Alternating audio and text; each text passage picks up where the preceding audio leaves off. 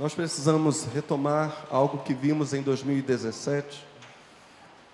Gostaria sinceramente que esta mensagem inaugurasse uma série de mensagens sobre os profetas. Se Deus permitir, assim será.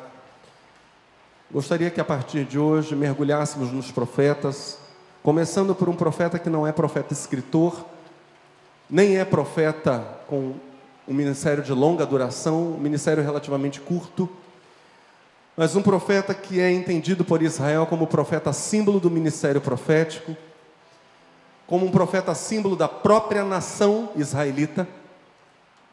Precisamos voltar ao que vimos em 2017, declarando mais uma vez que o nosso Deus é o Deus de Elias.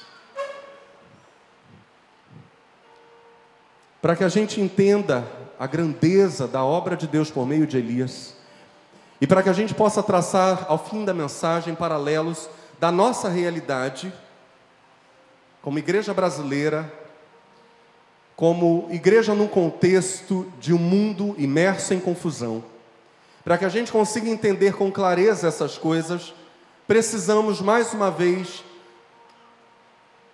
traçar uma linha histórica. Precisamos caminhar pela história de Israel, desde a divisão do reino com Jeroboão e Roboão, até o ministério do profeta Elias. Então, no início da mensagem já faço a pergunta: quantos estão famintos pela palavra de Deus? Aleluia. Pouco mais de 900 anos antes de Cristo, o reino de Israel, que estivera unido sob o reinado de Saul, depois Davi, depois depois Salomão. Então, Saul, Davi, Salomão. O reino de Israel se dividiu. Dividiu-se em dois reinos, com a chegada do filho de Salomão ao trono, o rei Roboão. Roboão fica com uma porção pequena de Israel, o reino do sul, cuja capital era Judá. E um novo rei se levanta, o rei Jeroboão, que se torna rei do reino do norte, constituído de este reino 10 das 12 tribos de Israel. Então Roboão, filho de Salomão, fica apenas com 2 tribos, e Jeroboão, filho de Nebate, fica com 10 das 12. Israel está dividido agora em 2 reinos. Isso aconteceu porque, dentre outras coisas, Salomão tinha imposto uma carga tributária muito pesada sobre a nação, o Reino Unido, e o povo clamou pela redução dos impostos quando Roboão assume o poder. E em vez de diminuir a carga de impostos, Roboão segue o conselho não dos anciãos de Israel, mas dos jovens. E os jovens dizem para ele: olha, diga para o povo que você é mais severo que seu pai, para que eles tenham temor. Roboão segue esse tolo conselho, diz para o povo exatamente essas palavras, e então 10 tribos debandam, saem de debaixo da liderança de Roboão. O reino de Judá, o reino do sul, manteve a sua sede em Jerusalém, manteve o culto a Deus em Jerusalém, no templo. Roboão fica com Judá e Benjamim, e Jeroboão fica com 10 das 12 tribos. Depois de ser aclamado rei pelas 10 tribos na cidade de Siquém, Jeroboão escolhe essa cidade como a capital do reino do norte, na região das montanhas, em Efraim, que era a maior das 10 tribos. Depois, 1 Reis capítulo 12, verso 25, diz para nós que Jeroboão muda a capital para a cidade de Penuel. E ele monta um estratagema para impedir que as pessoas do reino do norte, que agora ele governava, continuassem indo para Jerusalém para prestarem culto a Deus. Ele temia que a continuidade do culto só na capital do reino do sul, Judá, o seu reino adversário, ou o reino adversário a ele, ele temia que essa ida contínua dos judeus para lá, saindo do reino do norte para cultuarem a Deus em Jerusalém, fizesse com que as 10 tribos voltassem para o governo de Roboão, seu adversário. O que ele faz então? A Bíblia diz que, temendo a reunificação dos reinos, Jeroboão manda serem erguidos 2 templos, 2 santuários. Santuários em torno de 2 estátuas, são 2 bezerros de ouro. Se lá com Moisés, quando Moisés sobe o monte, Israel tinha recém saído do Egito. Se lá atrás Israel tinha construído um bezerro, agora com Jeroboão são 2. Um em Betel, no sul, e outro em Dan, no norte do Reino do Norte. 1 Reis capítulo 12 fala para nós sobre essa prática abominável de Jeroboão, era uma prática idólatra. Depois de aconselhar-se, o rei fez 2 bezerros de ouro e disse ao povo: vocês já subiram muito a Jerusalém. Aqui estão seus deuses, ó Israel, que tiraram a vocês do Egito. Mandou pôr um bezerro em Betel e o outro em Dan. Isso veio a ser um pecado, pois o povo ia até Dan para adorar aqueles bezerros, ou aquele bezerro. Jeroboão construiu altares idólatras e designou sacerdotes dentre o povo, apesar de não serem levitas. Agora ele começa, por conta própria, a romper com tudo que dizia a lei de Moisés. A lei de Moisés dizia que apenas homens da tribo de Levi, descendentes de Arão, poderiam exercer o sacerdócio. Jeroboão ignora tudo isso e começa a escolher pessoas de outras tribos para oficiarem o culto a Deus. Por causa disso, um profeta chamado Aías, qual o nome do profeta? Aías, entregará uma dura advertência a Jeroboão. Na verdade, ele vai, Aías, profetizar a queda do reino de Jeroboão, a destituição de Jeroboão, e pragas ou maldições que cairiam sobre ele e sua família, os castigos de Deus viriam sobre ele. 1 Reis capítulo 14, diz, naquele tempo, adoeceu Abias, por isso eu pedi para vocês repetirem, filho de Jeroboão, porque o nome do profeta é Aías, e o nome do filho de Jeroboão, que ficou dodói, é Abias. Volta à leitura. Naquele tempo, adoeceu Abias, filho de Jeroboão. E disse Jeroboão à sua mulher: levanta-te agora e disfarça-te, para que não conheçam que és mulher de Jeroboão. E vai a Siló. Eis que lá está o profeta Aías, o qual falou de mim, que eu seria rei sobre este povo. É verdade. Quando o reino ainda estava unido debaixo do cetro de Roboão, filho de Salomão, o reino ainda não estava dividido, Aías disse que Jeroboão viria a ser rei sobre 10 tribos. Agora, Jeroboão diz: mulher, vai lá disfarçada para falar com o profeta Aías, porque ele falou bem de mim. Vai lá disfarçada para pedir a bênção para o nosso filho que está doente. Porém, o Senhor disse a Aías: eis que a mulher de Jeroboão vem consultar-te sobre seu filho, porque está doente. Assim e assim lhe falarás, porque há de ser que entrando ela, fingirá ser outra. E sucedeu que, ouvindo Aías o ruído de seus pés, entrando ela pela porta, disse-lhe: entra, mulher de Roboão, por que te disfarças assim?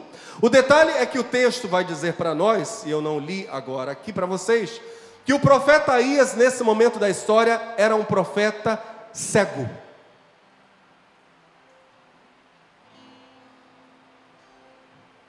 Ele é cego, idoso, vem a mulher do rei disfarçada, possivelmente ela não sabia que ele estava cego, disfarçada para pedir a bênção de Deus para o filho dela e de Jeroboão. Mas profeta, não dá para enganar profeta. Aías ouve o ruído dos pés da mulher de Jeroboão e diz: entra, mulher de Jeroboão, por que te disfarças assim? Pois eu sou enviado a ti com duras novas. Vejam só, essa mulher tinha sido enviada por Jeroboão. Mas Aías, o profeta, diz: olha, fica sabendo que se alguém é enviado a um homem, a uma mulher de Deus, para fazer algo errado, primeiro é enviado o homem, primeiro é enviada a mulher de Deus ao encontro dessa pessoa que quer fazer algo errado. Deus sempre sai na frente. É o que Aías está dizendo: eu sou enviado a ti. Vai, dize a Jeroboão: assim diz o Senhor Deus de Israel, porquanto te levantei do meio do povo, e te pus por príncipe sobre o meu povo de Israel, e rasguei o reino da casa de Davi, e o dei a ti. E tu não foste como meu servo Davi, que guardou os meus mandamentos, e que andou após mim com todo o seu coração, para fazer somente o que era reto aos meus olhos. Antes tu fizeste o mal, pior do que todos os que foram antes de ti, e foste, e fizeste outros deuses e imagens de fundição para provocar-me a ira, e me lançaste para trás das tuas costas. Portanto, eis que trarei mal sobre a casa de Jeroboão. Destruirei de Jeroboão todo o homem até ao menino, tanto escravo como livre em Israel, e lançarei fora os descendentes da casa de Jeroboão, como se lança fora o esterco, até que de todo se acabe. Deus garante que aquele reinado não mais se manteria de pé. Jeroboão reina durante 22 anos, e lhe sucede no trono seu filho Nadab. Isso nos conta 1 Reis 14, verso 20. Então veja só: Jeroboão, reino do norte, é sucedido por seu filho Nadab. Jeroboão reina no reino do norte por quantos anos? 22. Nadab é, portanto, o segundo rei do reino do norte. O primeiro foi Jeroboão, primeiro rei da divisão. Seu filho é o próximo rei e reina apenas 2 anos, porque é morto por Baasa, é assassinado. 1 Reis capítulo 15, a partir do verso 25, diz: Nadab, filho de Jeroboão, começou a reinar sobre Israel no ano 2º de Asa, rei de Judá. Que rei maravilhoso foi Asa, né? Temente ao Senhor, estava reinando lá no reino do sul, enquanto o reino do norte está mergulhando no caos. Reinou sobre Israel, Nadab, 2 anos. Fez o que era mal aos olhos do Senhor, andou nos caminhos de seu pai e no seu pecado, com que seu pai fizera pecar a Israel. E conspirou contra ele Baasa, filho de Aías, da casa de Issacar, e feriu Baasa em Gibeton, que era dos filisteus, quando Nadab e todo Israel cercavam a Gibeton, e matou-o, pois Baasa no ano 3º de Asa, rei de Judá, e matou, pois, Baasa no ano 3º de Asa, rei de Judá, e reinou em seu lugar.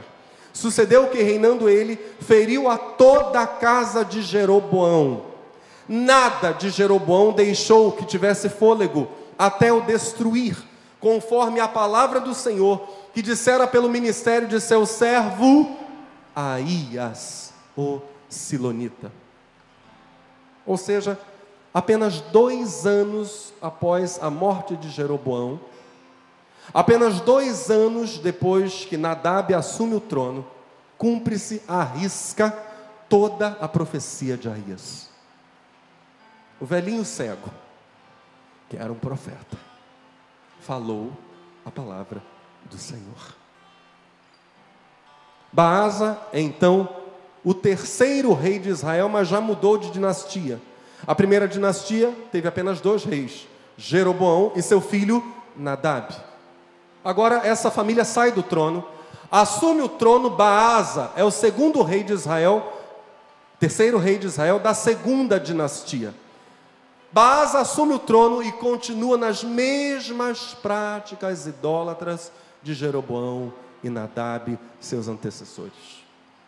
1 Reis 16 diz: então veio a palavra do Senhor a Jeú, outro profeta, filho de Hanani, contra Baasa, dizendo: porquanto te levantei do pó. Veja que, mesmo em meio a essa loucura toda, Deus se diz ser quem estabelece governantes. Observe isto. Porquanto te levantei do pó, e te pus por príncipe sobre o meu povo Israel, e tu tens andado no caminho de Jeroboão, e tens feito pecar a meu povo Israel, irritando-me com os seus pecados, eis que tirarei os descendentes de Baasa e os descendentes da sua casa, e farei a tua casa como a casa de Jeroboão, filho de Nebate. E Baasa dormiu com seus pais e foi sepultado em Tirza, e Elá, seu filho, reinou em seu lugar. Nós já estamos então no rei número 4. Jeroboão, Nadab, Baasa, Elá. Quarto rei, segunda dinastia, Elá. Elá assume o trono de Israel e permanece na prática do mal e acaba sendo assassinado por Zinri. Isso está acontecendo no meio do povo de Deus. É o reino do norte de Israel, é a nação querida que está vivendo essa loucura toda. 1 Reis 16, a partir do verso 8 diz: no ano 26 de Asa, enquanto isso, Asa está reinando e prosperando em Judá. Lá vai o reino do sul avançando e o norte segue decaindo. No ano 26 de Asa, rei de Judá, Elá, filho de Baasa, começou a reinar em Tirza sobre Israel e reinou 2 anos. E Zinri, seu servo, capitão de metade dos carros, conspirou contra ele, estando ele em Tirza, bebendo e embriagando-se em casa de Arsa, mordomo em Tirza. Entrou, pois, Zinri e o feriu e o matou no ano 27º de Asa, rei de Judá, e reinou em seu lugar. Assume o trono Zinri. Mais uma dinastia se levanta. E sucedeu que, reinando ele e estando assentado no seu trono, feriu a toda a casa de Baasa, não lhe deixou homem algum, nem a seus parentes, nem a seus amigos. Assim destruiu Zinri toda a casa de Baasa, conforme a palavra do Senhor, que contra Baasa ele falara pelo ministério do profeta Jeú. Mais uma vez, a palavra profética se cumpre, não de bênção. Israel não está prosperando, não está avançando, está vivendo caos de mudança de dinastia e reinados curtos, enquanto reinam a traição e o assassínio. Zinri, 5º rei de Israel, 3ª dinastia. Zinri assume o trono, autodeclara-se rei de Israel. E acontece, meus irmãos, o que é de se esperar em todo processo civilizatório ou descivilizatório. Assim como com o passar dos anos, o bem, quando se estabelece no poder, vai ganhando força, uma força cada vez maior. De igual modo, quando o mal assume o trono, ele também vai ganhando força com o passar do tempo. E é isso que está acontecendo aqui. Zinri autodeclara-se rei, o mal vai ganhando força em Israel, durante dinastias idólatras de Jeroboão, Baasa e agora Zinri. E a pergunta que a gente precisa fazer é: meu Deus, quando a história desse povo vai mudar? Afinal de contas, essas 10 tribos são filhos de Jacó, são descendentes de Abraão, Isaque e Jacó. 1 Reis 16 conta para nós a trajetória de Zinri, 5º rei do Reino do Norte. Ele tinha sido um dos comandantes do exército do rei Elá, como acabamos de ver. Assassina o rei Elá em Tirza, sucede-lhe como rei, e Zinri permanece no trono. Você lembra por quanto tempo? Por apenas 7 dias. É o reinado mais curto da história de Israel. 7 dias. Porque o exército escolhe Onri como rei. O exército, juntamente com Onri, que tinha sido um grande para Zinri, o exército sitia a cidade de Tirza, e por medo de cair nas mãos de Onri, Zinri coloca fogo na torre do palácio real, onde ele estava, e morre queimado. Ele acaba cometendo uma forma de suicídio. 1 Reis, capítulo 16, a partir do verso 15, diz: no ano 27º de Asa, rei de Judá, reinou Zinri 7 dias em Tirza. E o povo estava acampado contra Gibeton, que era dos filisteus. E o povo que estava acampado ouviu dizer: Zinri tem conspirado e até matou o rei. Todo Israel, pois, no mesmo dia, no arraial, constituiu o rei sobre Israel a Onri, capitão do exército. E subiu Onri e todo Israel com ele de Gibeton e cercaram a Tirza. E sucedeu que Zinri, vendo que a cidade era tomada, foi ao paço da casa do rei e queimou-a sobre si e morreu. Assume o trono o ex-general de Zinri, o grande Onri, sexto rei de Israel, quarta dinastia. Onri mantém a prática idólatra do reinado de Jeroboão. Todas as quebras da lei de Moisés continuam acontecendo no Reino do Norte.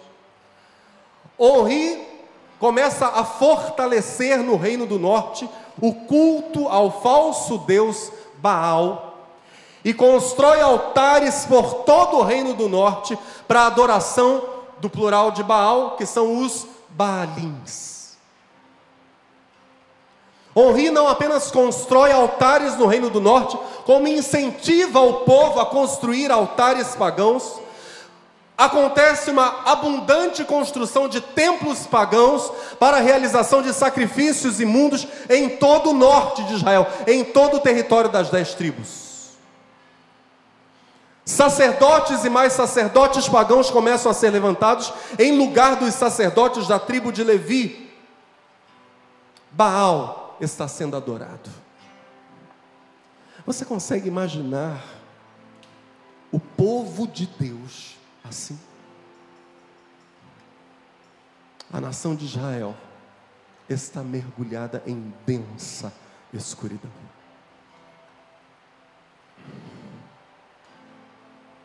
Zinri mata lá, assume o trono. O povo consagra como rei o comandante do exército, Onri. Israel está em guerra civil.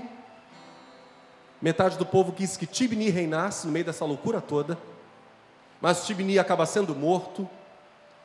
Zinri se mata. Onri assume o trono. O mais impressionante nessa loucura toda é que isso está acontecendo no território do povo de Deus em apenas uma semana.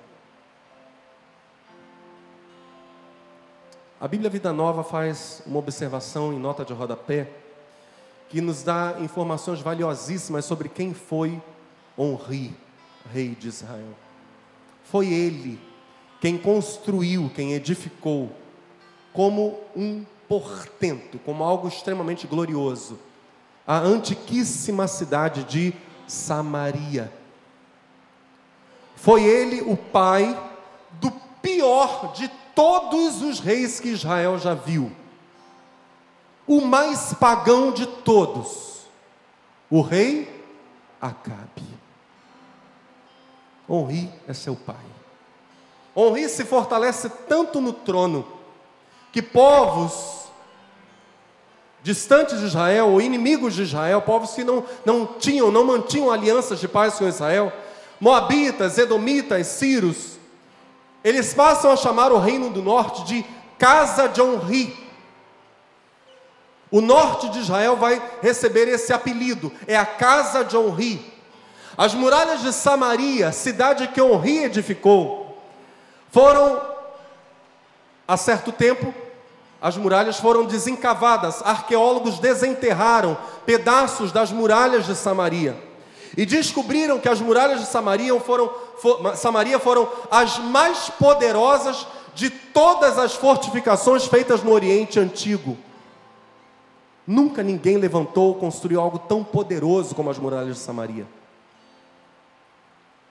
Onri, pelo espaço de um século, como um grande administrador que foi, e o legado que deixou, transformou a cidade de Samaria, que lá atrás ele edificou, num centro de riqueza, idolatria e extrema depravação sexual.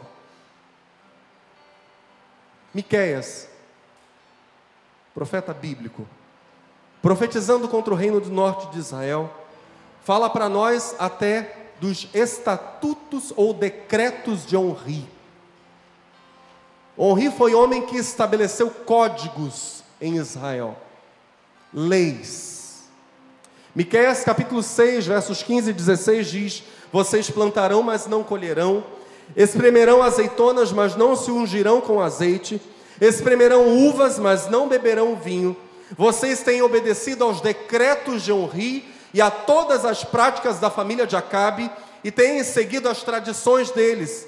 Por isso os entreguei à ruína, e o seu povo ao desprezo. Vocês sofrerão a zombaria das nações. 1 Reis capítulo 16, falando sobre o reinado de Onri, diz: fez Onri o que era mal aos olhos do Senhor, e fez pior do que todos quantos foram antes dele, e andou em todos os caminhos de Jeroboão, filho de Nebate, como também nos pecados com que ele tinha feito pecar a Israel, irritando ao Senhor Deus de Israel com as suas vaidades, ou seja, coisas passageiras, ídolos que não prestam para nada, tem boca, mas não falam, tem olhos, mas não, mãos têm, mas não apalpam, tem pés, mas não, nem som algum sai das suas gargantas. Vaidades, coisas passageiras, coisas feitas pelas mãos humanas. Onri dormiu com seus pais e foi sepultado em Samaria, porque Samaria se torna a grande capital do reino do norte. E Acabe, seu filho, reinou em seu lugar. E Acabe, filho de Onri, começou a reinar sobre Israel no ano, olha só, 38º do rei Asa. Enquanto isso, o reino do sul está lá com a bênção de Deus, com o rei Asa. E Israel está mergulhado em paganismo. Reinou Acabe, filho de Onri, sobre Israel em Samaria 22 anos. E fez Acabe, filho de Onri, o que era mal aos olhos do Senhor, mais do que todos os que foram antes dele, inclusive o próprio pai Onri, né? E sucedeu que, como se fora pouco andar nos pecados de Jeroboão, filho de Nebate, ainda tomou por mulher a quem? Mulher de Acabe? Jezabel, filha de Etbaal, rei dos Sidônios, e foi e serviu a Baal e o adorou. E levantou um altar a Baal na casa de Baal que edificaram em Samaria. Também Acabe fez um ídolo, um poste-ídolo, de modo que Acabe fez muito mais para irritar ao Senhor Deus de Israel do que todos os reis que foram antes dele. Então nós estamos agora na 4ª dinastia, a dinastia de Onri. Agora o rei é Acabe, seu filho. Acabe extrapola tudo que nós poderíamos imaginar. Ele traz o culto a Baal com toda a força para dentro do palácio. Na verdade, ele constrói um templo a Baal no palácio. Permite que Jezabel, sua esposa, traga consigo um número enorme de sacerdotes e profetas, tanto de Baal quanto de Azerá. 450 profetas de Baal, 400 profetas da deusa Azerá, todos eles mantidos pelo palácio. Agora Israel está mantendo uma corte pagã de falsos profetas e sacerdotisas. Meu Deus. A decadência é absoluta. Quem nascesse nesse período da história em Israel não veria outra coisa senão paganismo desenfreado. E em meio a todo esse caos, Deus existe, reina e é bom. Em meio a toda essa loucura pagã, ainda há e sempre haverá um Deus. Nesse contexto absolutamente decadente, surge Elias, o profeta.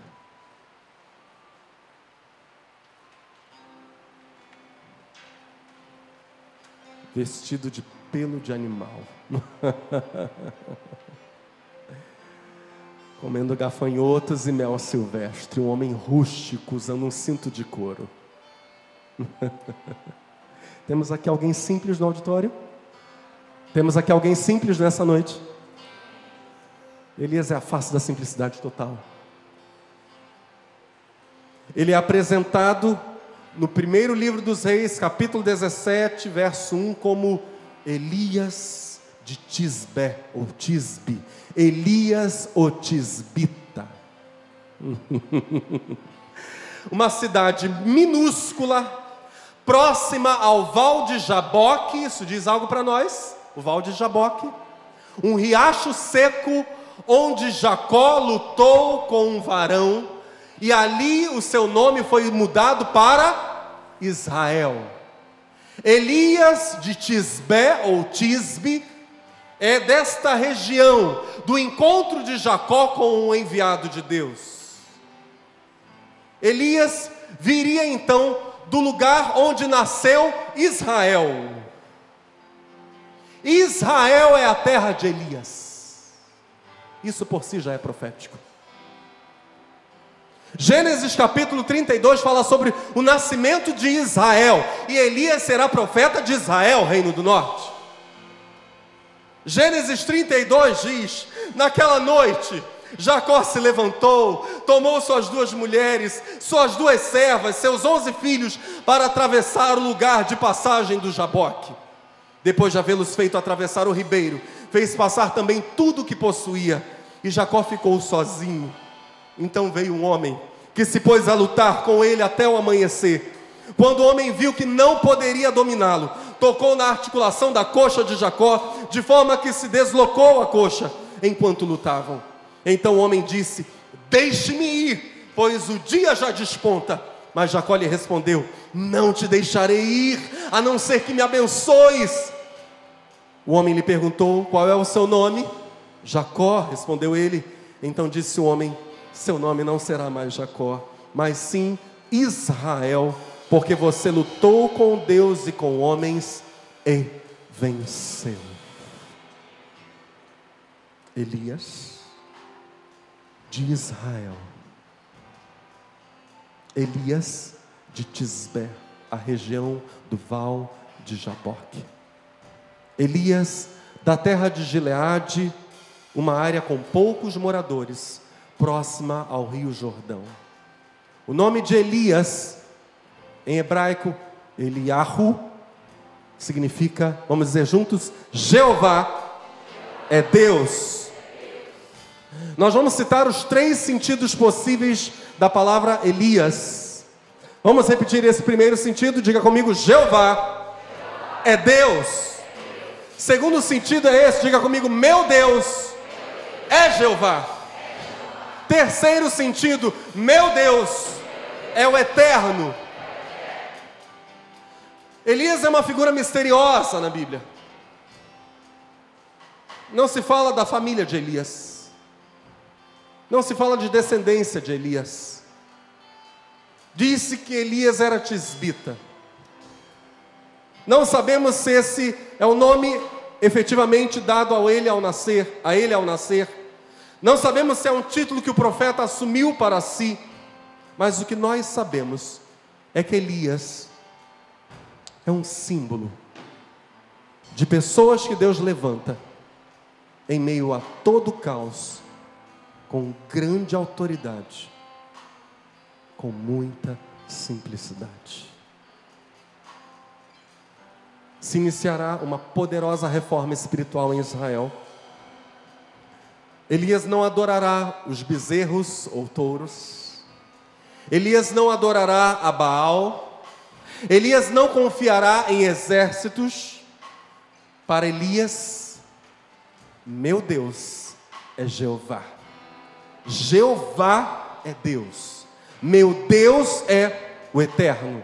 1 Reis 17 diz: então Elias o tisbita, dos moradores de Gileade, disse a Acabe: vive o Senhor, Deus de Israel. Deus não está morto. Com todo esse paganismo que vocês implantaram na minha terra, fica sabendo, ó rei, vive o Senhor, Deus de Israel, perante cuja face estou. E vive o Senhor, eu falo em nome do Senhor, eu prometo em nome do Senhor, que nestes anos, assim surge Elias, nestes anos, nem orvalho, nem chuva haverá, senão segundo a minha palavra. Agora fica sabendo, ó rei, que a bênção de Deus sobre Israel só virá por meio do povo de Israel, do povo de Deus, que ainda não dobrou o joelho a Baal, que está representado por mim como profeta do Senhor. Fica sabendo que se o povo de Deus abençoar a terra é bendita, senão, não. Esses teus falsos deuses agora começam a cair. Isso está na fala de Elias, porque Baal, preste muita atenção, era o deus cananita responsável pela chuva. O Deus do trovão, o Deus do relâmpago, o Deus da chuva e do orvalho. Quando Elias chega para o rei, Acabe diz: agora é com a minha palavra, vive o Senhor, com a minha palavra é que haverá chuva ou não.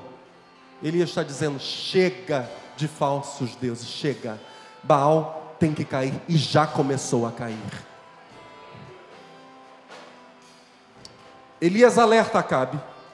Agora vem anos de seca, uma seca tão severa que sequer orvalho cairá sobre Israel. Mas a pergunta é: se sequer orvalho cairá sobre Israel, como o próprio Elias terá água? Alguém poderia viver sem água? Não há chuva, não há orvalho, os rios vão secar, as fontes secarão. Como Elias terá água? Mesmo se o caos vier por causa do paganismo, Deus é o Deus provedor para os seus filhos. O nosso Deus é o Deus de Elias. Deus é o Deus provedor para os seus filhos. A criação, como obra de Deus, está a serviço do homem de Deus, da mulher de Deus. Não é assim que diz o Gênesis: domine sobre os peixes do mar, sobre as aves do céu, sobre todo réptil que se move sobre a terra. Eis que vos dou, diz o Senhor, todas as ervas do campo para lhe servirem de mantimento. Deus está dizendo: você, meu filho, você, minha filha, homem, mulher de Deus, a criação está a teu serviço. A igreja está aí. A criação está a teu serviço. Deus chega a Elias e diz: há de ser que beberás do ribeiro. Eu tenho ordenado aos corvos, olha que coisa tremenda, eu tenho ordenado aos corvos que ali te sustentem. Deus está provendo para Elias a água junto a um ribeiro. Deus está enviando Elias para um determinado ribeiro. Mas Deus vai prover alimento usando animais. As aves vão trazer comida para o profeta. Foi, pois, verso 5 de 1 Reis 17, e fez conforme a palavra do Senhor. Elias obedeceu, porque foi e habitou junto ao ribeiro de Querite, que está diante do Jordão. E os corvos lhe traziam pão e carne pela manhã, como também pão e carne à noite, e bebia do ribeiro. Algum tempo depois, o riacho secou-se por falta de chuva. E aí a gente diria: meu Deus, e agora? Porque a criação está a serviço de um homem, de uma mulher de Deus, é verdade, mas a criação tem as suas leis. Agora até o ribeiro de Querite secou. Um pequeno córrego que certamente ficava no local deserto, longe das vistas de Acabe, que dependia da água de chuva. Os céus se fecharam. A palavra de Elias a Acabe se cumpriu. O ribeiro também secou. O que Elias fará?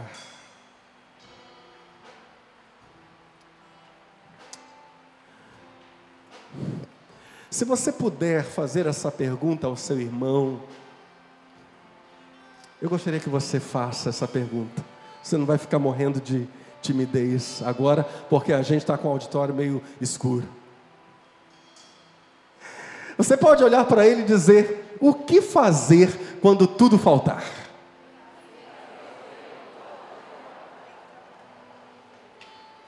Faz o quê?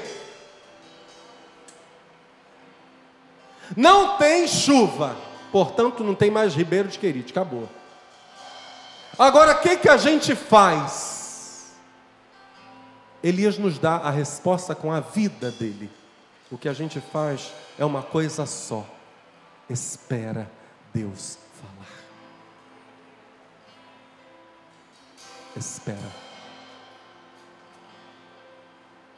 Aqueles que têm Jeová como Deus só precisam de uma coisa na hora da escassez: ouvi-lo. O Deus que unge, o Deus que provê, é o Deus que guia, é o Deus que fala. Diga comigo o que diz o verso 8 agora. Então, a palavra do Senhor veio a Elias. Secou o ribeiro. Ok. Deus existe, Deus é bom, Deus está vivo, e Ele se revela, Ele fala. Então, a palavra do Senhor veio a Elias: levanta-te e vai para Sarepta, que é de Sidom, e habita ali. Eis que eu ordenei ali a uma mulher viúva que te sustente. Deus está usando um monte de coisas inusitadas. Elias no ribeiro, sustentado por corvos. Acabou a água do ribeiro. Ele poderia até ter comida, mas ninguém vive sem água. Deus agora chega para Elias e diz: vai para Sidom, sai do território de Israel, e ali eu vou colocar para te sustentar uma pessoa da nobreza, certo? Não. Uma pessoa rica, certo? Não. Eu vou pôr para te sustentar uma mulher viúva. E o texto vai dizer para nós que aquela mulher viúva não tinha praticamente nada nem para se manter. Mas o nosso Deus é poderoso. Deus manda Elias sair de Israel. Vai para Sarepta em Sidom. Vai para a terra dos fenícios. Que loucura. Que loucura. Deus não está preso aos limites naturais, culturais, territoriais, financeiros, nada. A viúva que Deus escolhe para sustentar o profeta, ela mesma está precisando de milagre financeiro. Essa é que é a real. Mas o Deus de Elias é um Deus de milagres. E ele foi, diz 1 Reis 17:10. Quando chegou à porta da cidade, encontrou uma viúva que estava colhendo gravetos. Que situação terrível. Coisa boa é um churrasquinho feito com madeira de angico. Oh, coisa maravilhosa. Muito, o sabor é outro, né, meus irmãos? É diferente do gosto do carvão. A viúva, coitadinha, não está pegando tora, não. Ela está pegando o quê? Meu Deus, o que é isso? Para quê? Que história é essa? Ele a chamou, Elias chama a viúva e pergunta: pode me trazer um pouco d'água numa jarra para eu beber? Enquanto ela ia buscar água, ele gritou: por favor, traga também um pedaço de pão. Mas ela respondeu: juro pelo nome do Senhor, o teu Deus, que não tenho nenhum pedaço de pão, só um punhado de farinha num jarro, um pouco de azeite numa botija. Estou colhendo uns gravetos para levar para casa, preparar uma refeição para mim e para o meu filho, para que a comamos e depois morramos. Não tem mais nada. A coisa está muito feia. Elias, porém, ele disse: não tenha medo, vá para casa e faça o que você disse, mas primeiro faça um pequeno bolo com o que você tem e traga para mim. Depois faça algo para você e para o seu filho. Pois assim diz o Senhor, o Deus de Israel: a farinha na vasilha não se acabará, o azeite na botija não se secará, até o dia em que o Senhor Deus fizer chover sobre a terra. O meu Deus multiplicará recursos, mulher. O meu Deus, o Deus que está me acompanhando nessa jornada, agora vem à tua casa e a bênção repousa sobre ti. Esse é o Deus da igreja. Onde o povo de Deus chega, onde o homem de Deus chega, onde a mulher de Deus chega, chega a bênção de Deus. Chega a bênção. Basta crer. Ela foi. Diga, ela foi. Ela foi, diz o verso 15, e fez conforme Elias lhe dissera. E aconteceu que a comida durou muito tempo. Para Elias, para a mulher e sua família. Ela já ajudou até parentes. Ela, filho, parentes, todo mundo foi abençoado. Pois a farinha na vasilha não se acabou, o azeite na botija não se secou, conforme a palavra do Senhor proferida por Elias. Deus está corrigindo Israel enquanto isso. Lá, secura, no Reino do Norte. Deus está operando milagres extraordinários por meio do profeta entre os fenícios. A bênção de Deus está com Elias. O fogo do avivamento está com Elias. Mais milagres acontecerão.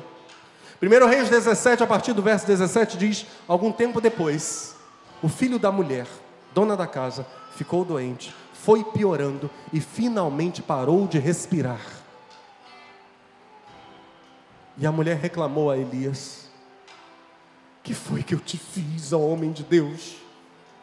Vieste para lembrar-me do meu pecado e matar o meu filho? Nós entenderemos isso daqui a pouco. E ele disse: dá-me o teu filho. E ele o tomou do seu regaço e o levou para cima ao quarto onde ele mesmo habitava, e o deitou em sua cama e clamou ao Senhor e disse: ó Senhor meu Deus, também até a esta viúva com quem me hospedo afligiste, matando-lhe o filho. O juízo que está caindo sobre Israel também chegou aqui, ó Senhor. Então se estendeu sobre o menino 3 vezes, o corpo de Elias, o corpo do profeta sobre o corpo do menino, e clamou ao Senhor, gritou, clamar e gritar, e disse: ó Senhor meu Deus, rogo-te que a alma deste menino torne a entrar nele. E o Senhor ouviu a voz de Elias. E a alma do menino tornou a entrar nele e reviveu. Meu Deus, é fartura, é cura, é livramento, porque Elias está aqui, livre da mão de Acabe. Não é à toa que Israel tomou esse homem como símbolo para si, mas nós somos espertos, a gente toma como símbolo para nós também.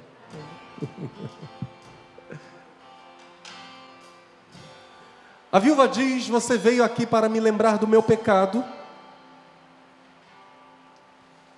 O principal deus adorado pelos fenícios é dito para nós pela arqueologia que era Astarte ou Astarote. Astarote era a mais importante deusa dos fenícios. No panteão, no conjunto dos deuses fenícios, Astarte ou Astarote era filha de Baal. Ela era a deusa da lua. E deusa para eles da fertilidade. Ora, A mulher diz: veio você me lembrar do meu pecado, quando o que aconteceu? Quando seu filho morreu. Astarote, a principal deusa daquelas terras, era a deusa da fertilidade, da sexualidade, da guerra, adorada principalmente no território de Sidom, no território de Tiro e no território de Biblos. Muito provavelmente, ou esse filho era filho de uma relação impura, porque essa deusa era deusa de sexualidade, ou esse filho era filho ligado a algum voto de fertilidade, a algum culto da fertilidade. A mulher está fazendo a associação e diz para Elias: você veio trazer à tona o meu erro. Mas não era isso. Deus queria ser glorificado na vida daquela mulher. Um detalhe importantíssimo ainda aqui é que Sidom, região onde Elias agora está, era a cidade de Jezabel. Etbaal, seu pai, era o rei dos sidônios. Ninguém imaginaria que depois de profetizar a seca, Elias iria justamente para a terra da esposa do rei Acabe. Ele está fugindo de Israel, está escapando da maldade de Acabe, está também encontrando a provisão de Deus, o cuidado de Deus, e Deus o envia para o coração do inimigo, para a garganta do dragão. Deus é o Deus que zomba dos nossos inimigos espirituais. O Senhor zomba dos seus inimigos. Para Ele não há coisa alguma difícil, inimaginável. Para Deus não há o inimaginável em termos de milagres. Drummond Lacerda, um professor de teologia, conta para nós algo muito singelo. Ele disse que uma criança de 3 anos estava no quarto chorando. A mãe chegou no quarto e perguntou o que tinha acontecido. O menino, soluçando, ele estava chorando muito, garotinho de 3 aninhos. Conta que o problema era, ele não estava alcançando um brinquedo. O brinquedo estava num local muito alto, ele não conseguia pegar. A mãe sorriu, estendeu o braço, pegou o brinquedo, deu na mão do filho. Ela sorriu, a gente imagina, porque aquilo que era difícil para ele, para ela era extremamente fácil. Por diversas vezes ocorre conosco exatamente assim. Nós estamos chorando, nós estamos em crise, à beira do que poderia ser chamado desespero. E Deus sorri. Ele não zomba de nós, Ele zomba dos nossos inimigos. O Salmo capítulo 2 diz exatamente isso. Aquele que habita nos céus se rirá, o Senhor zombará deles.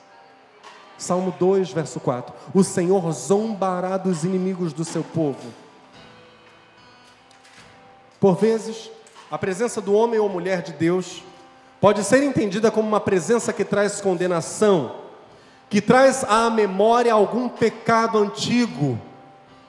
Mas só é isto se a mensagem, se o Deus que acompanha o homem e a mulher de Deus é rejeitado. Se não, o homem e a mulher de Deus são canais de bênção. Aquela mulher começa a honrar o Deus de Elias, o Deus de Israel. Elias leva o menino para baixo, ressuscitado, entrega-o à mãe e diz: veja, seu filho está vivo. Então a mulher, diz o texto, 1 Reis 17, 24, então a mulher disse a Elias: agora sei que tu és um homem de Deus, e que a palavra do Senhor vinda da tua boca é a verdade. Essa mulher reconhece que o Deus de Elias é grande. A tradução O Livro, nesse mesmo verso 24, diz assim: agora tenho eu bem a certeza de que és um profeta, retorquiu a mulher, e que tudo o que dizes vem do Senhor. O Deus de Elias é o nosso, que quer usar a nossa boca para trazer revelação, para trazer direção e livramento a pessoas que estão saindo do pecado e vindo para a luz. O Deus de Elias é o nosso Deus. Tiago capítulo 5 diz: confessai as vossas culpas uns aos outros, orai uns pelos outros para que sareis. A oração feita por um justo pode muito em seus efeitos. Elias era homem sujeito às mesmas paixões que nós, e orando pediu que não chovesse, e por 3 anos e 6 meses não choveu sobre a terra. E orou outra vez, e o céu deu chuva, e a terra produziu o seu fruto. E agora nós entramos na sequência final da mensagem. Preste atenção. Sucedeu que depois de muitos dias, na verdade, como nos contou o Tiago agora no capítulo 5, depois de 3 anos e meio, sucedeu que depois de muitos dias, a palavra do Senhor veio a Elias no 3º ano dizendo: vai, apresenta-te a Acabe, porque darei chuva sobre a terra. Vai, o tempo de juízo está acabando. Um homem vai se encontrar com Elias no caminho, um tal de Obadias, um homem temente a Deus. Estando, pois, Obadias já em caminho, eis que Elias o encontrou. E Obadias, reconhecendo-o, prostrou-se sobre o seu rosto e disse: és tu, meu senhor Elias? E disse-lhe: eu sou. Vai e dize a teu senhor, no caso, Acabe, eis que Elias está aqui. Porém ele disse: em que pequei, para que entregues a teu servo na mão de Acabe, para que me mate? Ora, que estranho. Então Obadias e Acabe se encontram. Elias diz para Obadias: olha, vai lá, diz para Acabe que eu estou aqui. Obadias diz: não faz isso, meu senhor, não me manda fazer uma coisa dessas. Agora, por que Obadias diz isso? Porém ele disse: em que pequei, para que entregues o teu servo na mão de Acabe, para que me mate? Vive o Senhor teu Deus, que não houve nação nem reino aonde o meu Senhor não mandasse em busca de ti. E dizendo eles: aqui não está, então fazia jurar os reinos e nações que não te haviam achado. Ou seja, está Acabe à tua procura já há algum tempo. Ele sabe que só mediante a tua palavra voltará a chover. E na continuação Obadias diz: e eu sei que o Espírito de Deus pode te tomar a qualquer momento e te levar para qualquer lugar. E quando eu voltar aqui com meu senhor Acabe, você já não está mais. E se eu chego aqui com Acabe o rei, e o senhor não está aqui mais, Elias, Acabe vai me matar. Homem e mulher de Deus é guiado por Deus. É Deus quem leva, é Deus quem traz, é Deus quem movimenta com a vida dessa pessoa. Obadias sabe disso e diz para Elias: Elias, por favor, não me deixa ser entregue ao homem pagão. Eu sei que Deus movimenta contigo como quer. Aí Elias faz um juramento. Na continuação do texto, Elias diz para Obadias: eu prometo que eu vou te esperar. Eu não vou sair daqui não, fica tranquilo. Acabe vem. Verso 17 diz: sucedeu que vendo Acabe a Elias, disse-lhe: és tu o perturbador de Israel? Essa acusação é tão comum. Meu Deus, como isso é comum. Já desde 900 anos antes de Cristo, é o momento da história em que nos encontramos. Um pagão já põe a culpa do caos no homem e na mulher de Deus, no povo de Deus. Como isso é velho, né, meus irmãos? Eis aqui Acabe olhando para o profeta dizendo: é você o motivo da seca? És tu o perturbador de Israel? Então disse ele: eu não tenho perturbado Israel, mas tu e a casa de teu pai, porque deixastes os mandamentos do Senhor e seguistes a Baalim. Agora, pois, manda reunir-se a mim todo Israel. Meus irmãos, homens e mulheres de Deus são ousados. Acabe é o quê de Israel? É o rei. Acabou de dizer para Elias: tu és o perturbador, é você? É você o motivo da bagunça aí? Da escassez, da fome, da seca? Elias diz: não sou eu não, é você. E tem uma coisa, eu preciso ter uma reuniãozinha lá no Monte Carmelo, fazer uma fogueirinha com os profetas. Você conhece essa história?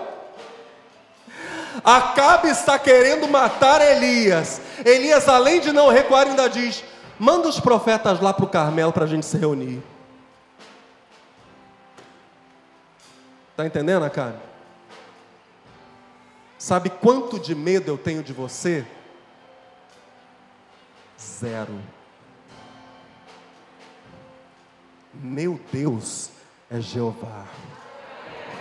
Meu Deus é o Eterno.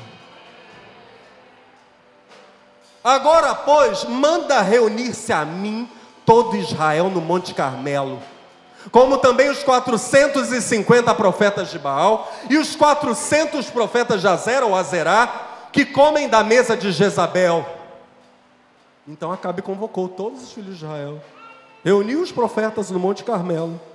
Então Elias chegou a todo o povo e disse: até quando cocheareis entre dois pensamentos?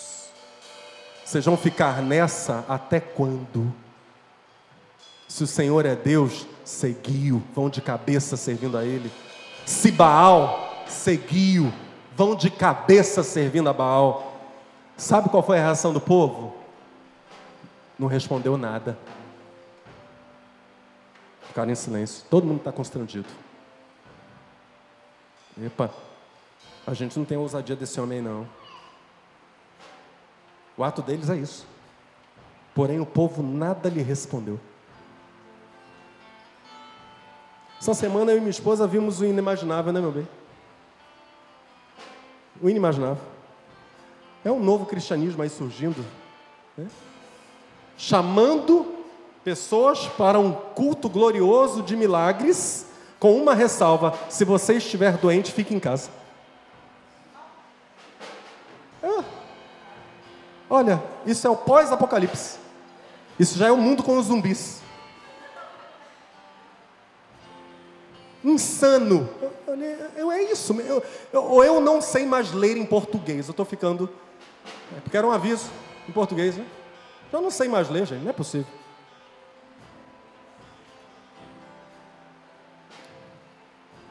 Poderoso. Vai ser tremendo. Uma noite gloriosa.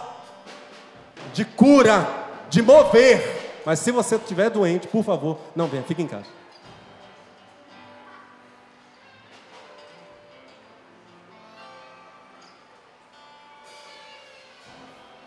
Fugiu da razão. Eu tenho que citar essas coisas aqui, porque a gente está vivendo num mundo doido, né, gente? Só a igreja não pode ficar maluca. Aqueles que se dizem povo de Deus, minimamente precisam manter a sanidade e o respeito às Escrituras.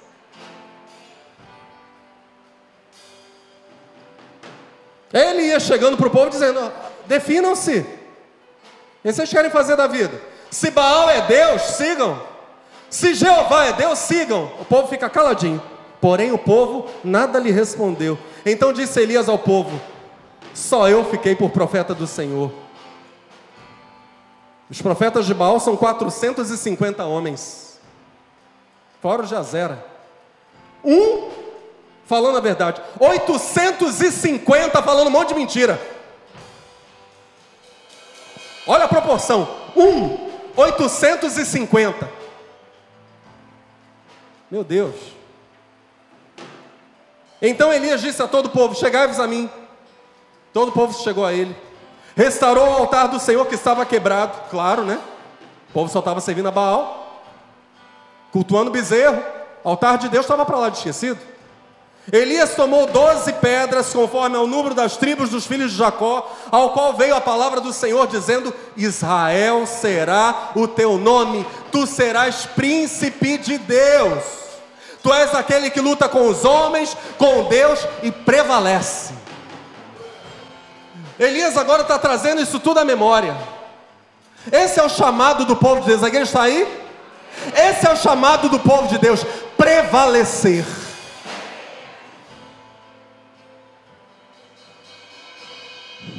Elias de Tisbe, Elias do Val de Jaboque.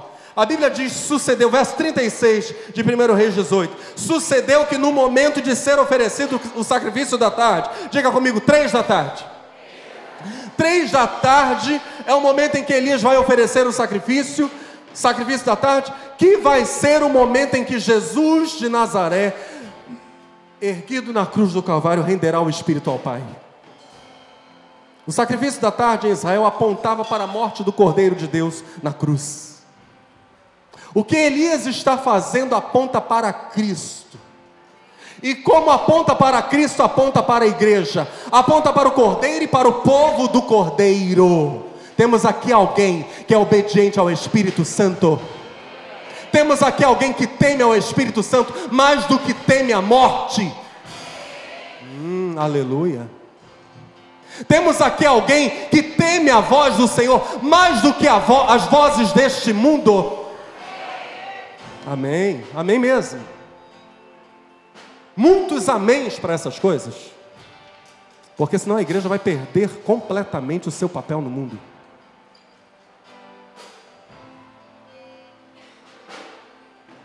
Melhor coisa é a igreja que deixou de ser igreja fechar suas portas. Ela faz um favor à humanidade. Melhor coisa.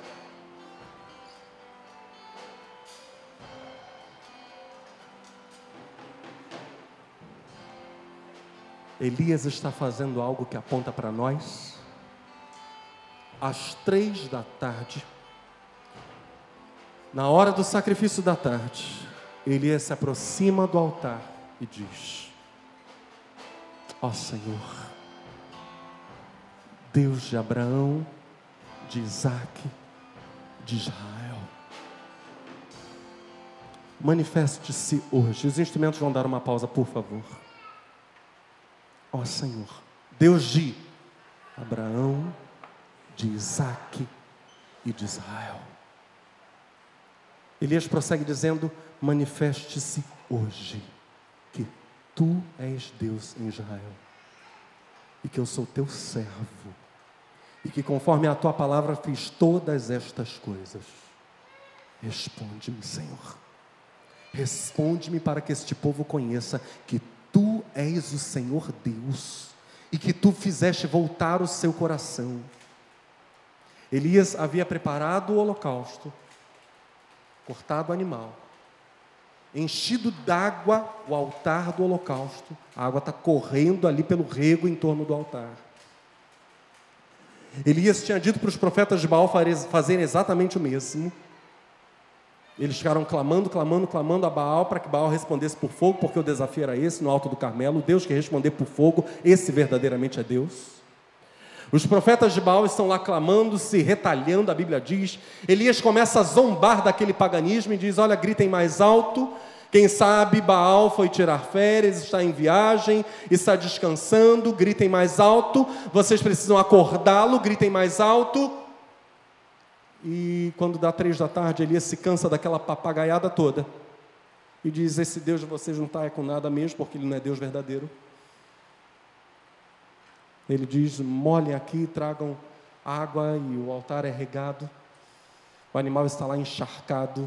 E Elias está fazendo essa oração e diz: responde-me, manda fogo, Senhor, manda fogo para que esse povo saiba que tu és Deus em Israel. Verso 38 diz: então caiu o fogo do Senhor e consumiu o holocausto e a lenha e as pedras e o pó, e ainda lambeu a água que estava no rego.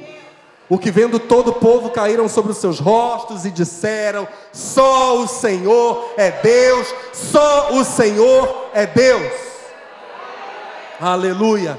Então disse Elias a Acabe: sobe, come e bebe, porque há ruído. E eu já disse aqui, a expressão de Elias é há ruído ou já se ouve ruído. E bem pode ser uma expressão simbólica, poética. Talvez não houvesse som algum, mas o profeta, por revelação, sabe que a chuva está chegando. E ele diz: sobe, come e bebe, porque há ruído, já se ouve ruído de uma abundante chuva.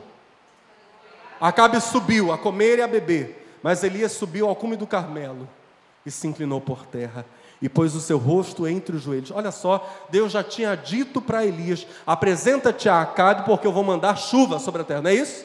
Agora Elias está orando, dizendo: Senhor, cumpre a tua palavra. Esse é o papel da igreja. Em vez de ficar enlouquecida com as vozes do mundo, orar dizendo para Deus: cumpre a tua palavra, Senhor. Porque o Deus de Elias é o nosso Deus. Cumpre a tua palavra, Senhor, cumpre a tua palavra, Senhor. Senhor, olha só a postura de Elias. Elias subiu ao cume do Carmelo, foi lá para o topo, se inclinou por terra, pôs o seu rosto entre os seus joelhos, disse ao seu servo: sobe agora, olha para o lado do mar. Subiu, olhou e disse: não há nada. Então disse ele: volta lá 7 vezes. Volta. Vai, olha de novo. Sucedeu que a 7ª vez disse: eis aqui uma pequena nuvem como a mão de um homem subindo do mar. Então disse ele: sobe, diz a Acabe, aparelha o teu carro e desce, para que a chuva não te impeça. E sucedeu que, entretanto, os céus se enegreceram com nuvens e vento. Veio uma grande chuva. Acabe subiu ao carro e foi para Jezreel. A mão do Senhor, diga comigo: a mão do Senhor. Por favor, fique de pé no seu lugar e diga: a mão do Senhor. Olha para o seu irmão e diga para ele: a mão do Senhor estava sobre Elias. A mão do Senhor estava sobre Elias. A Bíblia diz: Elias cingiu os seus lombos, ajustou a roupa, o cinto, veio correndo perante Acabe até a entrada de Jezreel. Elias virou um jato, correndo mais rápido que cavalo. É exatamente isso que aconteceu. Se Sansão teve super força, Elias teve super velocidade. Ficou turbinado agora. Bzz. Ligeirinho. Bzz. Tomado pelo Espírito de Deus. Ninguém segura um homem e uma mulher tomado pelo Espírito de Deus.